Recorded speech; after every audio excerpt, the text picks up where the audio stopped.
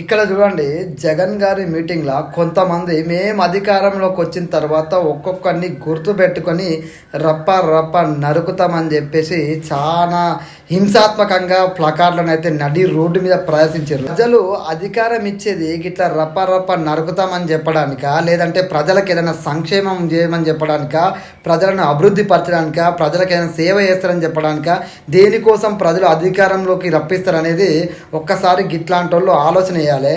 ఇట్లా ఏ రాజకీయ పార్టీ చేసినా కూడా అది ఖచ్చితంగా ప్రతి ఒక్కరూ ఖండించాల్సిందే. ఎందుకంటే ప్రజాస్వామ్యంలో ఇట్లా హింసాత్మకంగా ప్రేరేపించే విధంగా ఉంటే మాత్రం ఖచ్చితంగా ఇది ప్రజాస్వామ్యానికి అస్సలు మంచిది కాదు. ఎందుకంటే ఈరోజు వీళ్ళు అధికారంలో ఉంటారు, రేపు వాళ్ళు అధికారంలోకి వస్తారు. అధికారంలోకి ఎవడొచ్చినా వీని వాడు రప్పరప్ప నరుకుతా అంటాడు, వాడిని వీడు రప్పరప్ప నరుకుతా అంటే ప్రజలు ఏమన్నా సినిమా చూసినట్టు చూస్తారా?